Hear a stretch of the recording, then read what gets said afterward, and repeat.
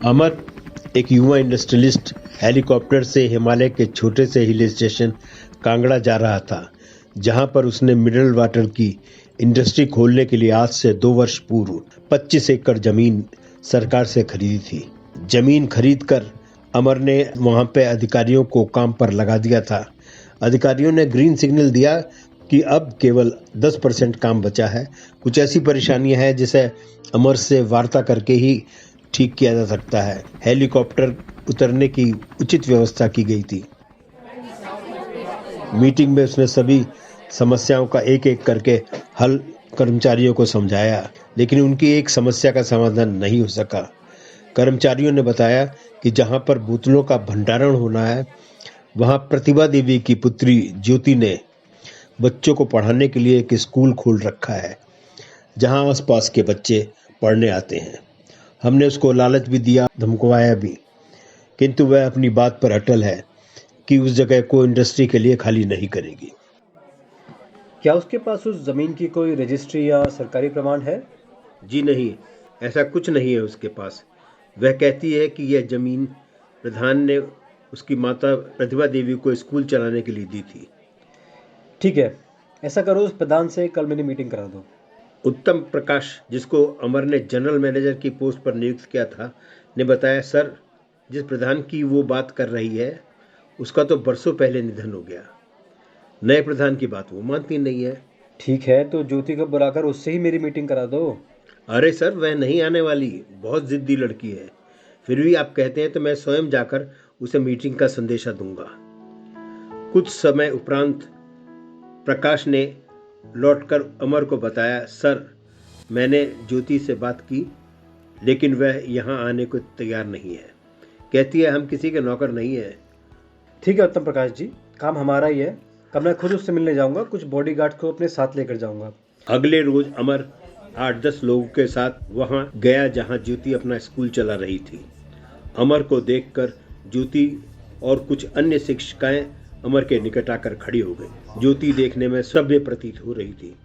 नमस्ते ज्योति जी, हमने ये पूरी ज़मीन सरकार से उचित मूल्य पर मिनरल वाटर और फलों के जूस के निर्माण के लिए खरीदी है।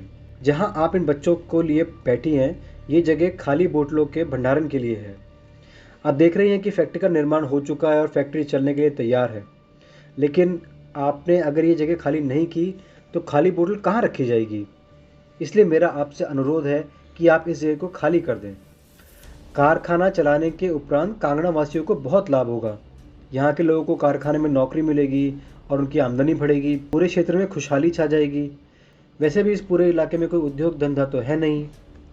किस खुशहाली की बात कर रहे हैं? यहाँ के लोग तो अनपढ़ ही रह जाएंगे। अगर आपको इस क्षेत्र के लोगों के विकास की इतनी ही चिंता है ना, तो पहले यहाँ पर 1-2 स्कूल खोल दीजिए, ताकि यहाँ के लोग अनपढ़ ना रह जाएं। इसके बाद इंडस्ट्री खोलने की बात कीजिएगा। देखिए मिस ज्योति, यहाँ पर मैं आपसे बहस करने तो आया नहीं हूँ।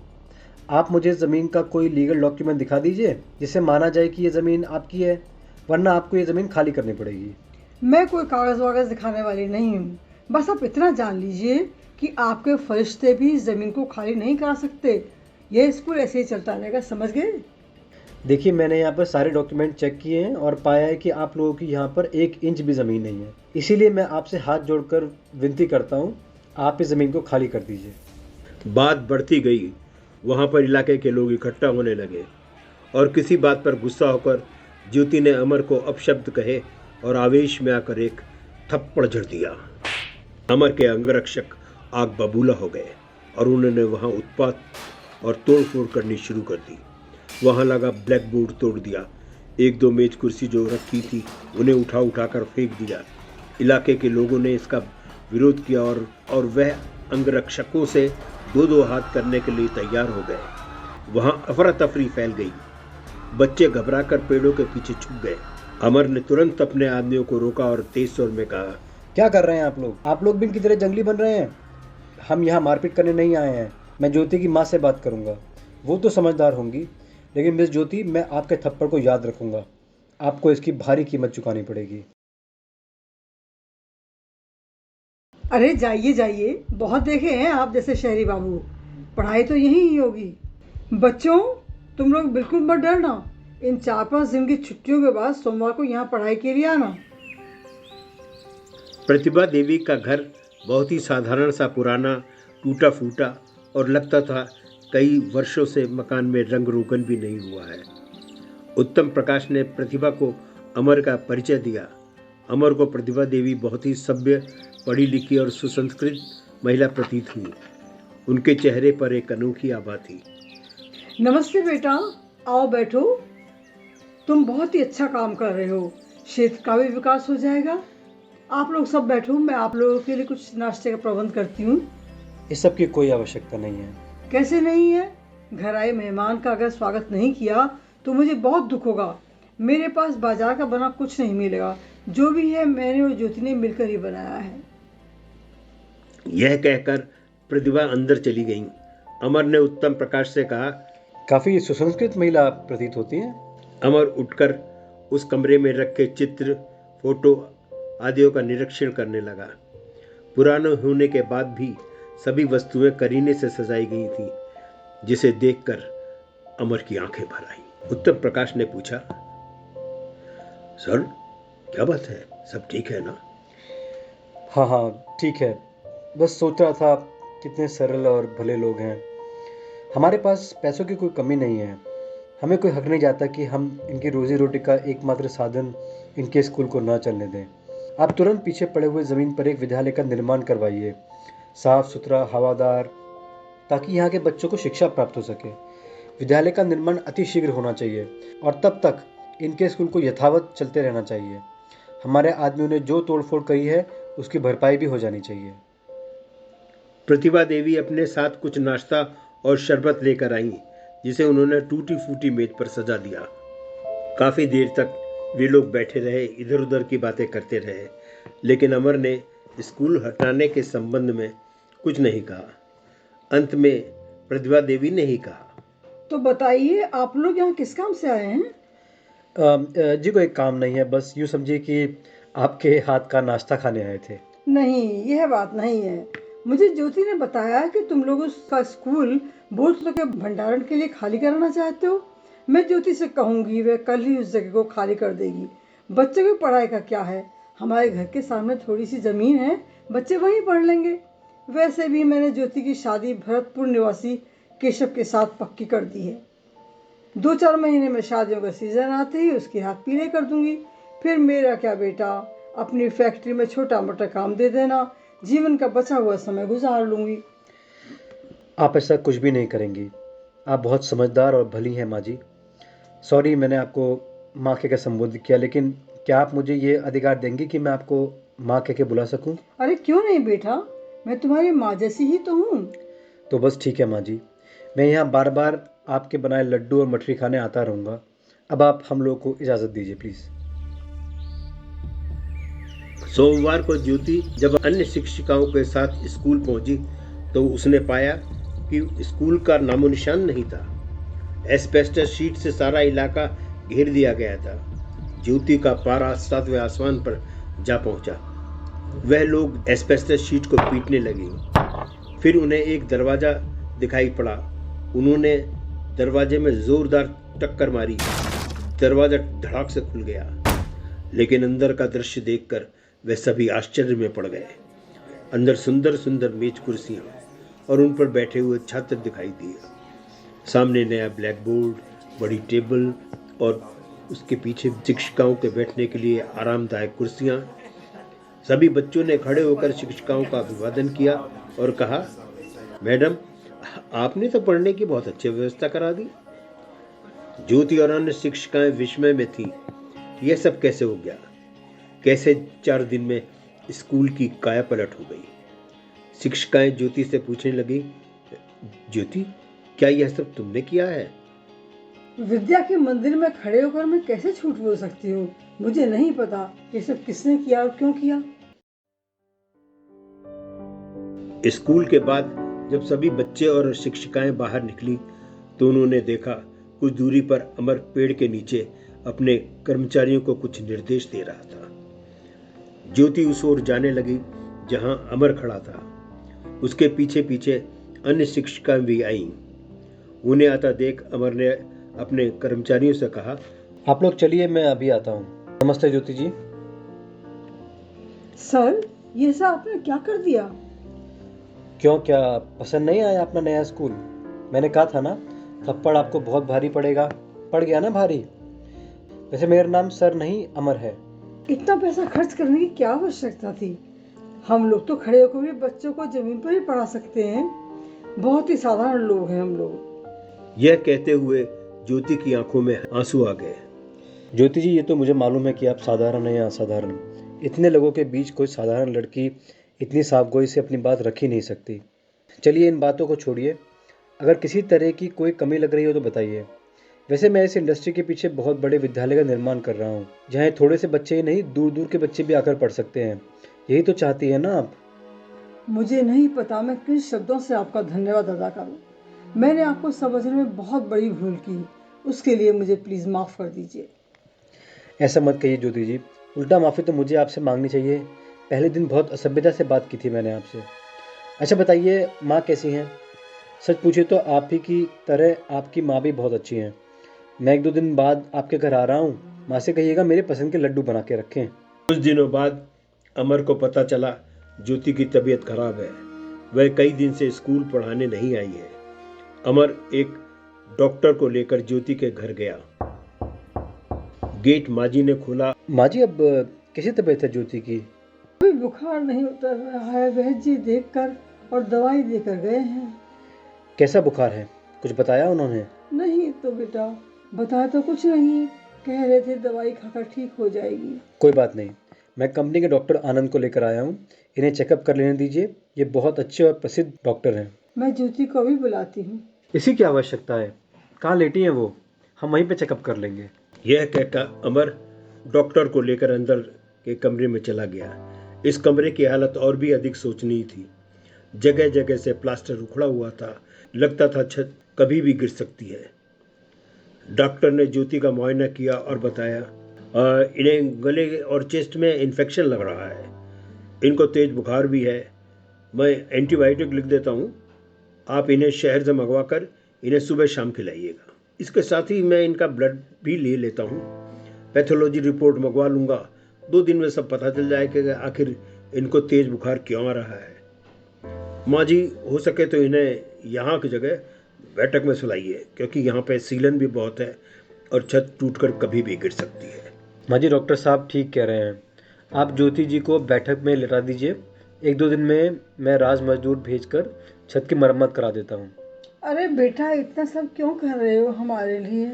लगता है पिछले जन्म में कुछ अच्छे कर्म किए होंगे, जो इस जन्म में मुझे तुम्हारे जैसा बेटा मिल गया। मैं क्या कर रहा हूँ आप लोगों के लिए? कुछ भी तो नहीं। कंपनी के डॉक्टर हैं, कंपनी में अभी भी काम चल ही रहा है। वहाँ से 1-2 मजदूर यहाँ भेज दूंगा, और कौन सा मुझे घाटा हो जाएगा। और इसके बदले मुझे भी तो आपके हाथ के बने लड्डू और खाना खाने को मिलेगा ना। ज्योति को वह लोग बैठक में ले आए और दीवान पर लिटा दिया। अमर ने डॉक्टर को वापस कंपनी भेज दिया। कंपनी में बता दीजिएगा, मैं थोड़ी देर में आऊँगा। दीवान के पास कुर्सी खींचकर उस पर बैठते हुए अमर ने ज्योति से पूछा, अब बताइए क्या हाल है आपका? मैं तो बिल्कुल ठीक हूँ। बेकार ही आपने मेरा ढेर सारा खून निकलवा दिया। नहीं ज्योति जी, ये आवश्यक था। इससे पता चल जाएगा असल में क्या बीमारी है, फिर उसको ठीक करना बड़ा आसान हो जाएगा। सर, आप जो घर की मरम्मत कराना चाहते हैं, उसके लिए भी हमारे पास पैसा नहीं है।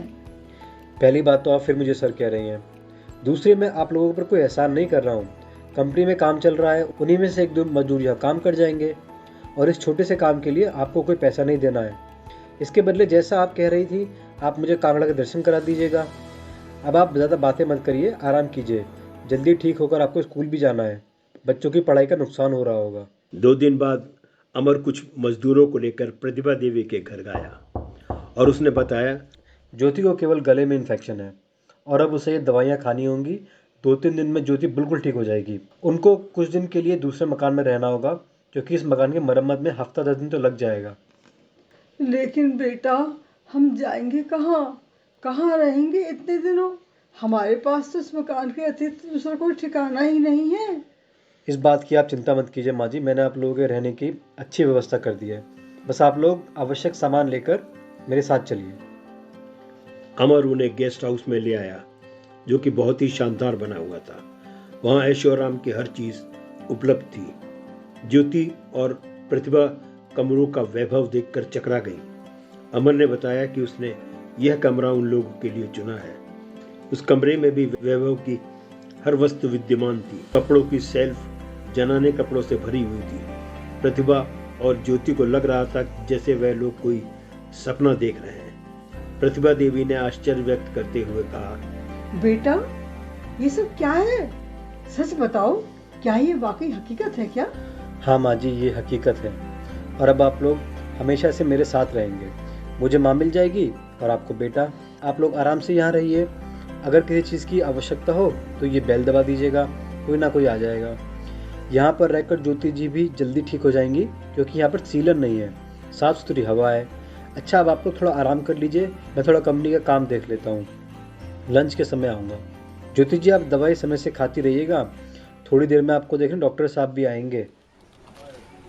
कर्मचारियों के बीच अमर के यू टर्न को लेकर तरह तरह की बातें हो रही थी। कुछ कर्मचारी कह रहे थे, यह इंडस्ट्रियलिस्ट नंबर 1 के झूठे और मक्कार होते हैं। देख लेना, अमर अवश्य ज्योति और प्रतिभा को धोखा देगा। अमर इतना तेज है कि हमें लगता है कि वह प्रतिभा देवी के घर की ज़मीन भी अपनी इंडस्ट्री में मिला लेगा और इन लोगों को दर दर की ठोकरें खाने पर विवश कर देगा। सच्चाई जानने के लिए कर्मचारियों ने आत्मप्रकाश जीएम साहब से इस विषय में पूछा। मुझे नहीं लगता कि हमारे मालिक इतने धोखेबाज हो सकते हैं, लेकिन यह तो अवश्य है कि उनके दिमाग में कुछ न कुछ चल रहा है। तबीयत ठीक होने के बाद जब ज्योति स्कूल पहुंची तो सारी शिक्षिकाओं के आकर्षण का केंद्र बन गई। नए शहरी गुलाबी वस्त्र परिधान में ज्योति पहले से बहुत अधिक आकर्षक लग रही थी। ज्योति, आज तो तुम हद से अधिक सुंदर लग रही हो। अब अमर बाबू जो आ गए हैं हमारी ज्योति की जिंदगी में, अमर बहुत अच्छे इंसान है। अगर हम पर दया करके वे हमारे लिए कुछ कर रहे हैं तो इसका मतलब सिर्फ प्यार नहीं होता। दुनिया में और भी न जाने कितने रिश्ते हैं, और ये तुम लोग को मालूम ही है ना कि बहुत ही जल्दी मेरी शादी केशव से होने वाली है। ठीक है ज्योति, लेकिन अपने दिल पर हाथ रख कर कह, क्या केशव तेरे लिए सही रहेगा? मैं उसके बारे में बहुत जानती हूँ। वह एक नंबर का बिगड़ा हुआ लड़का है, शराब पीकर लड़कियों को छेड़ता है। सुहासिनी के विषय में तू जानती है ना, कैसे उसके साथ केशव उसके दोस्तों ने जबरदस्ती की थी। भाई आगे तू होशियार और समझदार है, तू जाने।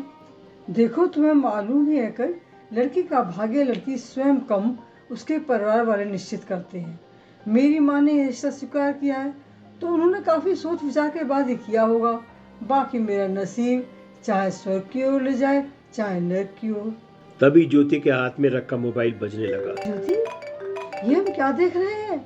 नए कपड़े, नए जूते, चमचमाता हुआ मोबाइल, ये कब खरीदा तुमने?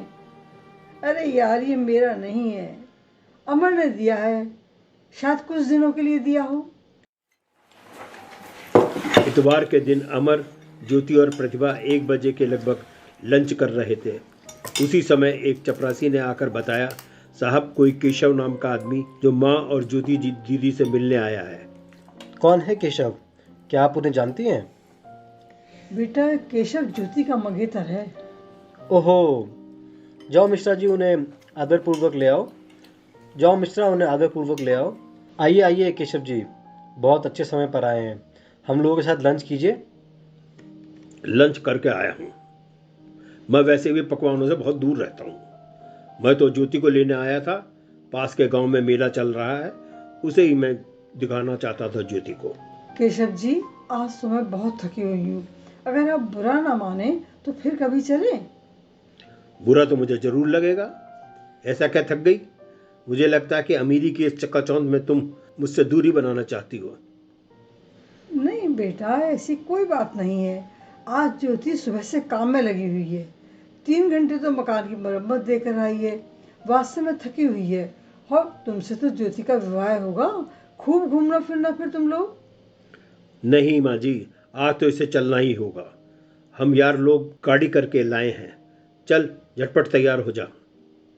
ऐसे ही घुमाना चाहते हो जैसे तुमने सुहासिनी को घुमाने के लिए ले गए थे?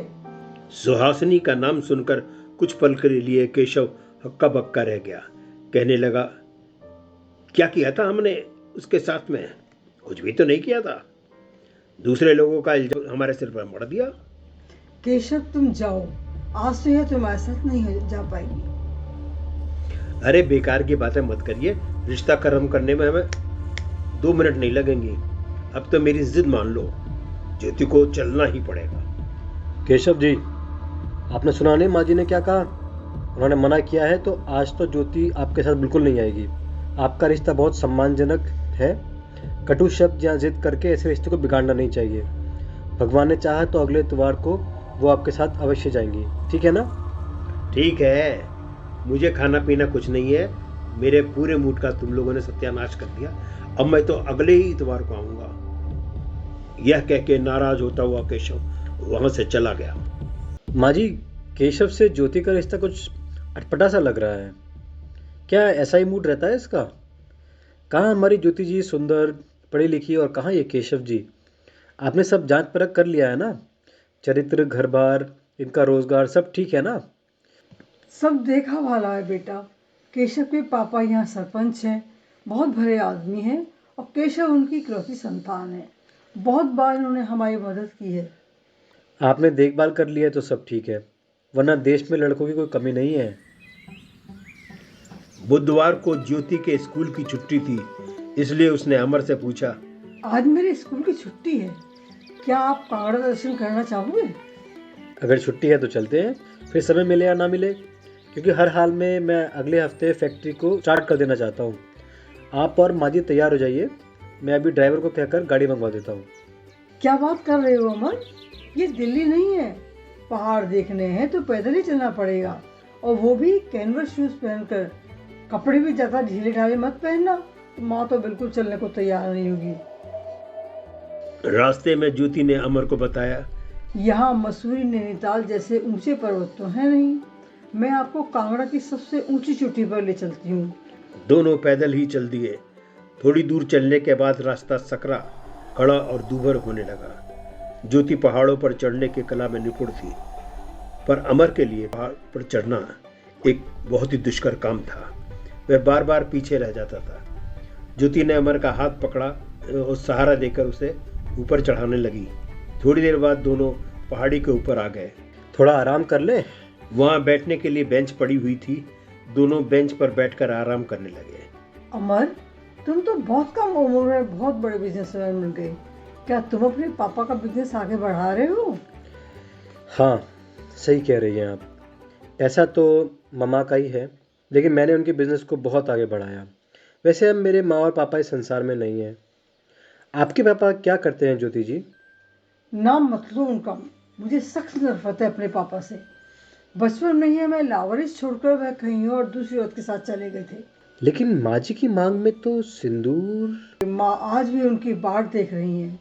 वह आज भी उस बेगैरत इंसान को भूली नहीं है। अमर प्लीज, इस टॉपिक को बंद करके कुछ और बात करो। देखो, यहाँ से तुम्हारी फैक्ट्री कितनी सुंदर दिख रही है। अरे, इस ओर तो मैंने गौर ही नहीं किया। देखिए ज्योति जी, गेस्ट हाउस के सफ़ेद पत्थर कैसे चमकीले दिख रहे हैं।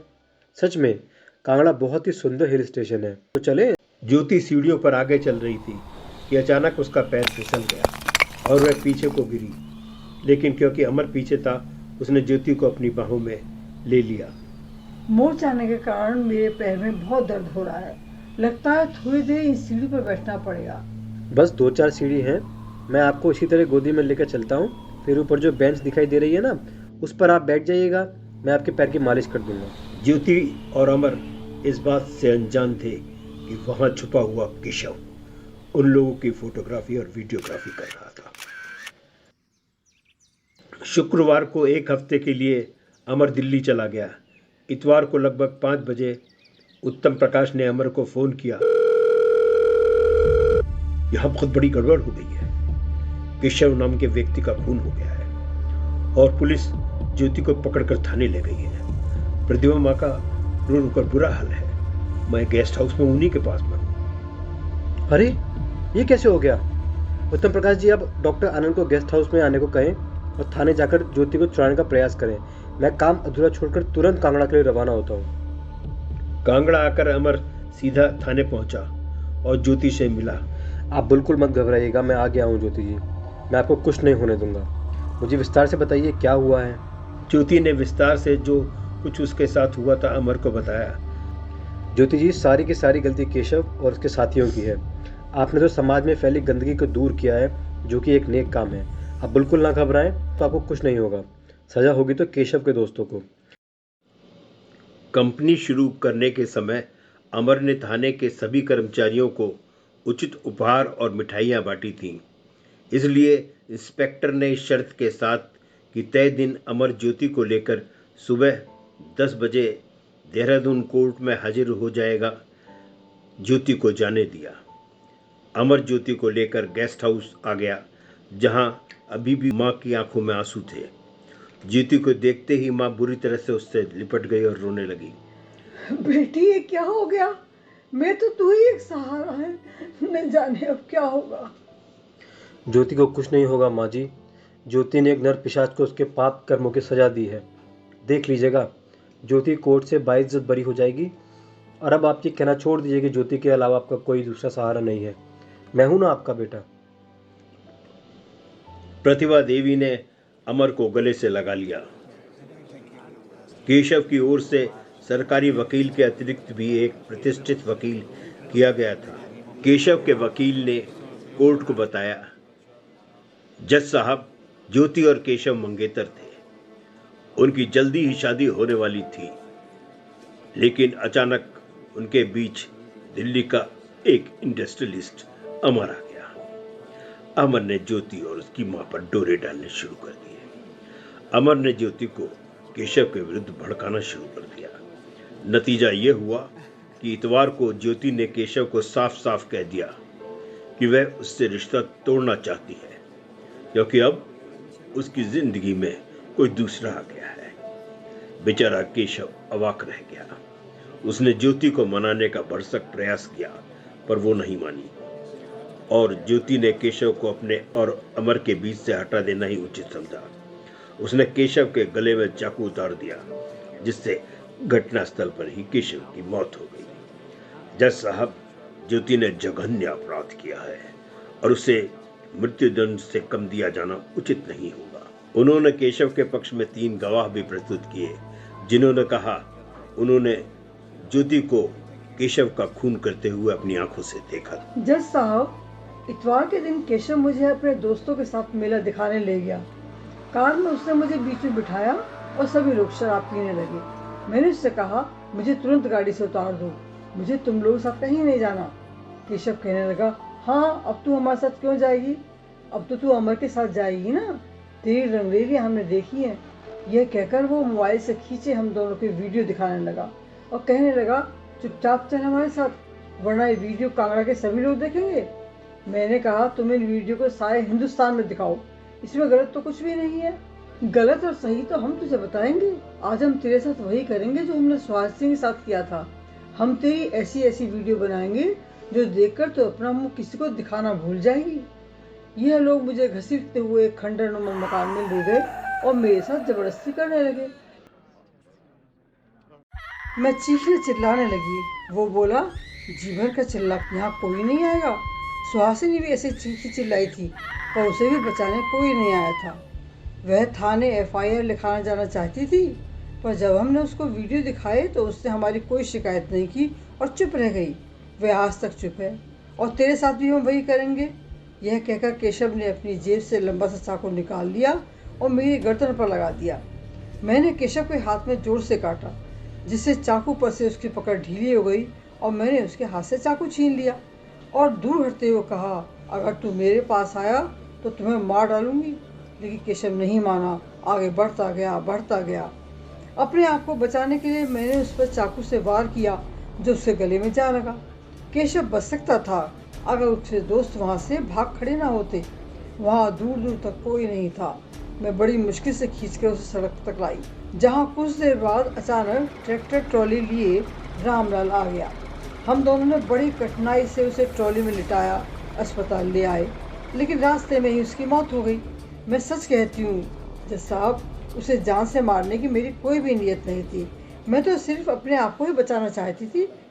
सरकारी वकील ने ज्योति से सवाल पूछने शुरू किए। अच्छा, एक बात बताओ, क्या तुम ये समझती हो कि तुम्हारी इस मनगढ़ंत कहानी को न्यायालय विश्वास कर लेगी? अगर तुम ऐसा समझती हो तो तुम बिल्कुल बेवकूफ हो। तुम केशव को मौत के घाट उतारने के उद्देश्य से अपने साथ चाकू लेकर गई थी। तुमने मौका देखकर उस पर वार किया। केशव के दोस्त तो वहां पर बाद में आए थे।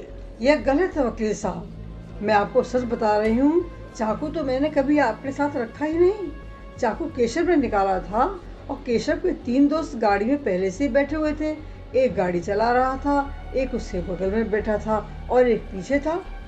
अच्छा, तो क्या तुम किसी के साथ भी मेला देखने चल दोगी? ऐसे कैसे चली जाऊंगी? पर केशव मेरा मंगेतर था, उससे जल्दी ही मेरी शादी होने वाली थी। और केशव के पापा दीनदयाल जी बहुत ही अच्छे और सज्जन हैं। इससे पहले इतवार को केशव गेस्ट हाउस आया था। उसने गेस्ट हाउस में थोड़ी बदतमीजी भी करी थी। वह उसी दिन मुझे मेला दिखाने की जिद कर रहा था, लेकिन मैंने थकी होने के कारण स्पष्ट मना कर दिया और उसके साथ मेला देखने नहीं गई। माँ और अमर ने केशव को कहा, ज्योति तुम्हारे साथ अगले रविवार को मेला देखने जरूर जाएगी। और जहाँ तक आपका ये कहना है ना कि तीनों दोस्त बाद में आए थे, इस सच्चाई की जानकारी आप रामलाल जी को बुलाकर, जो ट्रैक्टर ट्रॉली लिए अचानक उस तरफ से गुजरे थे, उनसे भी कर सकते हैं। वह आपको सारी हकीकत बता देंगे। झूठ, गलत, बिल्कुल बेबुनियाद। ये बताओ कि अमर कौन है? वो तुम्हारा क्या लगता है? क्यों वो तुम लोगों पर इतना मेहरबान हो गया है?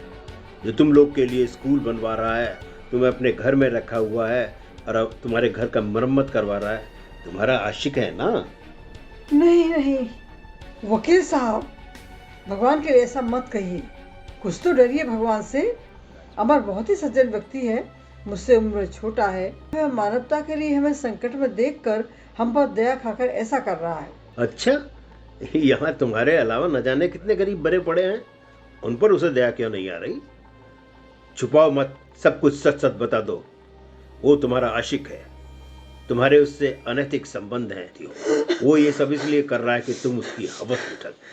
व्यक्ति में बैठा हुआ अमर चीख पड़ा। चुप रहिए वकील साहब, शर्म नहीं आती आपको एक सच्चरित्र लड़की पर ऐसा लाछन लगाते हुए? जज साहब ने शोर मचता देख कहा, शांत रहिए आप सभी। और मिस्टर, आपको जो कहना है विटनेस बॉक्स में आकर कहिए। अमर ने कटघरे में खड़े होकर कहा, सर, मैं गीता पर हाथ रखकर कसम खाता हूँ, जो कुछ कहूँगा सच कहूँगा। जज साहब, ये कहानी बहुत पुरानी है। ये कहानी कुमार की है, जो अरसा पहले यहाँ पर एक गाइड था। वो बहुत ही लालची और मौका परस्त इंसान था। एक बार दिल्ली की टंडन इंडस्ट्रीज की मालकिन अमिता टंडन कांगड़ा घूमने आई थी। ये गाइड अमिता जी को कांगड़ा और इसके आसपास के हिल स्टेशंस की सैर कराने लगा। अमिता टंडन यहाँ 15 दिन रही और इसी दौरान दोनों की मुलाकात प्यार में बदल गई। एक सुबह अपनी पत्नी और अपनी बेटी को सोता हुआ छोड़कर वो अपने 4-5 महीने के बेटे को लेकर भागकर दिल्ली आ गया। दिल्ली जाकर कुमार ने अमिता से शादी कर ली। वो अपनी पत्नी और 4 साल की बेटी को सदा के लिए भूल गया। उसकी पत्नी ने उसे खोजने की भरपूर कोशिश की। वो अपनी बेटी को लेकर दिल्ली भी गई, पर कुमार उसे कहीं नहीं मिला। थक हार कर वो कांगड़ा आ गई और बड़ी मुश्किल से अपना और अपनी बच्ची का भरण पोषण करने लगी। जज साहब, पहली पंक्ति में जो मांग में सिंदूर भरे महिला बैठी है, वो आज भी इसी आशा में जिंदा है कि कभी तो कुमार लौट कर आएगा। पर ऐसे लालची और धोखेबाज लोग कभी वापस लौट कर नहीं आते। जज साहब, भगवान के घर देर है पर अंधेर नहीं। एक बार फिर वक्त ने करवट बदली और मैं यहाँ इंडस्ट्री लगाने आ गया। लगता था कि इस पर्वत से मेरा पुराना नाता है। शुरुआत में तो मेरा ज्योति जी से झगड़ा भी हुआ, लेकिन फिर कुछ दिनों के बाद जब मैं उनके घर गया तो वहाँ मैंने कुमार के साथ प्रतिभा देवी की फ़ोटो देखी। मैं काफ़ी कुछ समझ गया, लेकिन फिर भी मैंने कांगड़ा के बुजुर्ग लोगों से पूरी हकीकत जानी और पक्का होने के लिए जब ज्योति जी की तबीयत खराब हुई तो मैंने अपने डॉक्टर से जांच के लिए इनका ब्लड टेस्ट के लिए ले लिया और डीएनए टेस्ट कराया, जो चीख चीख कर कह रहा है कि प्रतिभा देवी मेरी माँ और ज्योति मेरी बड़ी बहन है। इसके आगे अमर कुछ बोल नहीं पाया।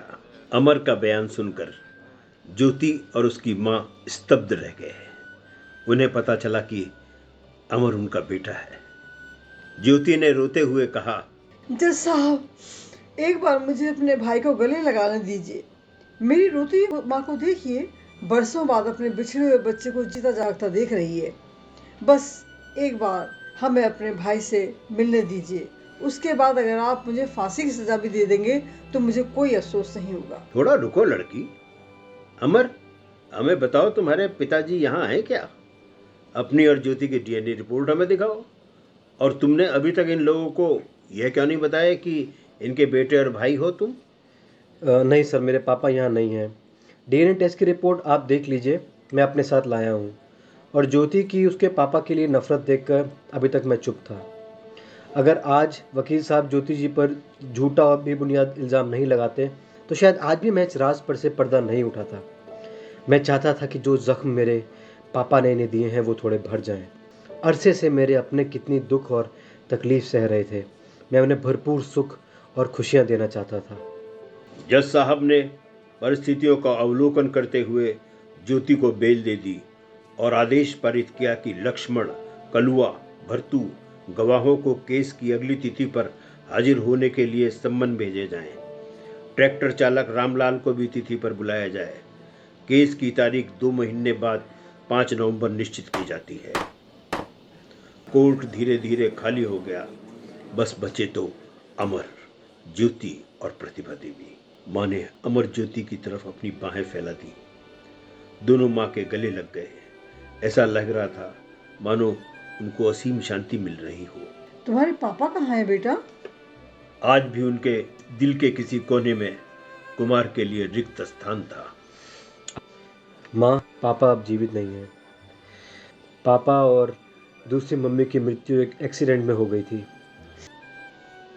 कोई बात नहीं माँ, हमें अमर तो मिल गया ना। और बाबूजी ने तुम्हें क्या दिया जिंदगी में, सिवाय दुख तकलीफ के अलावा? भूल जाओ उन्हें, एक बुरे सपने की तरह। शायद भगवान को यही मंजूर होगा। धीरे धीरे 5 नवंबर की तिथि भी आ गई, जिस दिन कोर्ट ने केस की अगली डेट मुकर्रर की थी। गवाह रामलाल ने बताया वो पास के गांव में गेहूं की बोरियां खाली करके वापस आ रहा था। उसने सड़क पर ज्योति बिटिया को और गंभीर हालत में केशव को सड़क पर पड़े हुए देखा। वहां इन दोनों के अतिरिक्त कोई नहीं था। तुरंत हम लोग केशव को ट्रॉली में डालकर अस्पताल ले आए, जहां डॉक्टरों ने उस केशव को मृत घोषित कर दिया। ज्योति के वकील ने पूछा, लेकिन रामलाल, लक्ष्मण, भरतू और कलुआ तो ये कह रहे हैं कि केशव को वो अस्पताल लेकर आए थे। ये तीनों लड़के एक नंबर के झूठे, जुआरी और शराबी हैं। ये लोग पूरी बकवास कर रहे हैं। ज्योति के वकील ने कहा, अगर जज साहब परमिट करें तो मैं एक गवाह और पेश करना चाहता हूँ। जज साहब की इजाज़त मिलने के बाद ज्योति पक्ष ने सुहासिनी को अदालत में पेश किया। सुहासिनी ने बताया, जज साहब, मुझे भी केशव और उसके इन्हीं 3 दोस्तों ने अगवा किया था। खंडर में मेरे साथ चारों ने जबरदस्ती की थी। जब मैंने उन लोगों को पुलिस में जाने की धमकी दी तो केशव ने मेरे अश्लील वीडियोस मुझे दिखाए और धमकी दी कि अगर मैंने पुलिस या कहीं भी आज की घटना का जिक्र किया तो वह मेरे वीडियोस वायरल कर देगा।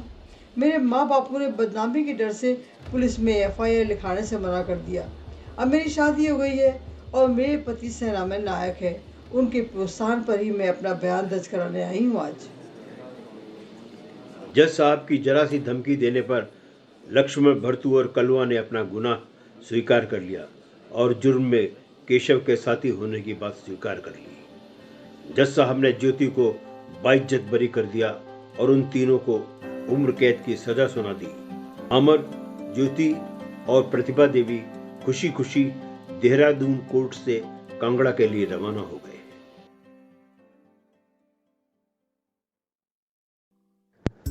कहानी लिखने पढ़ने का शौक हम दोनों को बचपन से था, लेकिन जीवन की भागदौड़ में सब पीछे रह गया। अब जब बच्चे बड़े हुए, सक्षम हुए, तो उनके और अपनों के प्रोत्साहन पर हमने अपनी सेकंड इनिंग में फिर से लिखना प्रारंभ किया है। यह कहानियाँ जो हम आपको भेज रहे हैं, अगर आपको पसंद आए तो उन्हें लाइक और सब्सक्राइब कीजिए, ताकि हम और अधिक प्रोत्साहित होकर आपका मनोरंजन कर सकें।